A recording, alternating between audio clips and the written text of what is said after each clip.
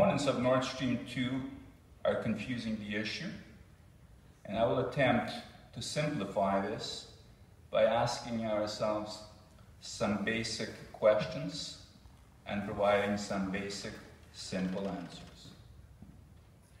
First of all, as was already said, if Nord Stream 2 is constructed, it would double the Nord Stream's total capacity from 55 billion cubic meters to 110 billion cubic meters.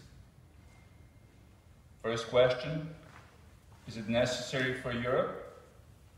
The answer is a clear no, since the Gazprom is currently using only 60% of the existing total gas transit capacity available for export to Europe. Is it necessary for the Russian Federation?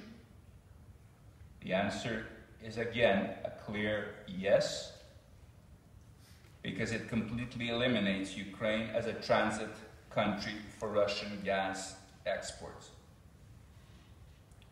It is worthwhile to remember that until the Orange Revolution in 2004, when Ukraine elected a democratic and independent president in Viktor Yushchenko, and subsequent gas crisis of 2006 and 2009, Gazprom was booking the total capacity of the Ukrainian gas transit system. After these events, the Russian Federation built Nord Stream 1 and is currently transferring through Ukraine about only 50% of all Russian exports to Europe and Turkey. Nord Stream 2 would completely eliminate that 50% and Ukraine as a transit country for Russian gas and exports.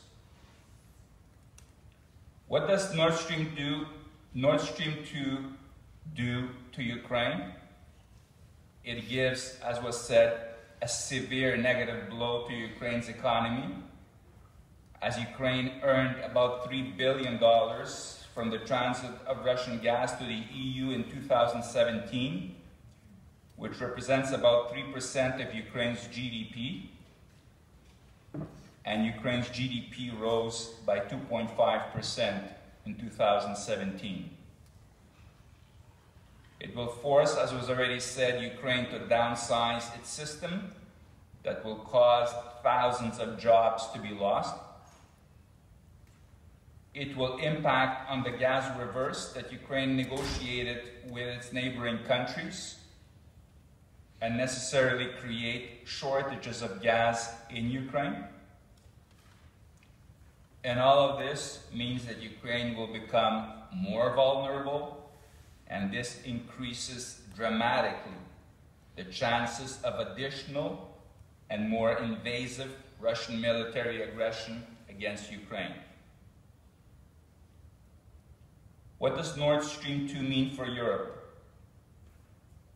Uncertainty, higher gas prices, vulnerability, and total dependence on the Russian Federation for the import of gas. Quite a partner. Has the Russian Federation been a reliable partner with gas supply in the past? The answer is again a clear no. The Russian Federation has used gas as a bargaining tool and a political weapon time and again. This practice goes back to the USSR years, when the Soviets cut off gas to Yugoslavia in 1948, Israel after the invasion of the Suez Canal in 1956, China in 1967, when tensions arose between the USSR and China. More recently, the Russian Federation cut off gas to Ukraine and by extension to Western Europe in 1992 and 1993 following a pricing dispute, to Georgia in 2000 because of resistance to demands by the Russian Federation, to Belarus in 2002 following a pricing dispute, to Lithuania in 2005 because of resistance to demands of the Russian Federation, and to the infamous 2009 crisis when the Russian Federation turned off the flow of gas for 13 days, causing major disruptions in Europe in the midst of a freezing winter. Tens of thousands of homes across 20 countries of Europe were freezing for 13 days. And about 10 people froze to death in Poland, where the temperatures dropped to -25. According to the Swedish Defense Research Agency, over the period from 1991 to 2004, the Russian Federation shut off gas to Central and Eastern European countries and Baltic countries 40 times for various political reasons.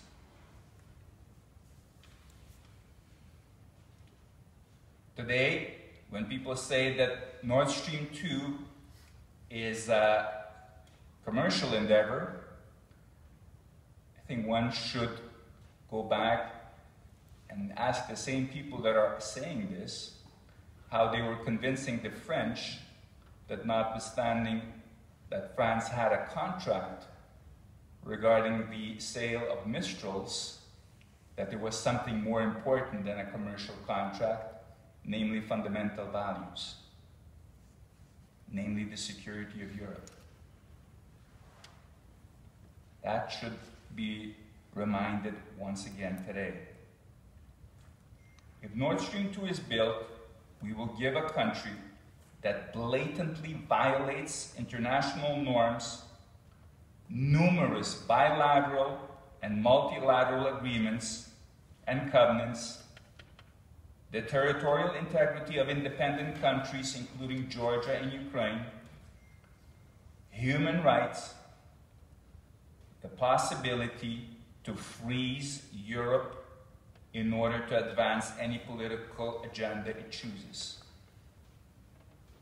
If Nord Stream 2 is built, the Russian Federation will have an additional tool in its hybrid arsenal, which already includes military aggression, cyber attacks, state-sponsored terrorism, interference with the democratic processes of foreign countries, including the interference in the presidential elections in the United States and in France, sponsorship of political parties in foreign countries, fake news, and now energy.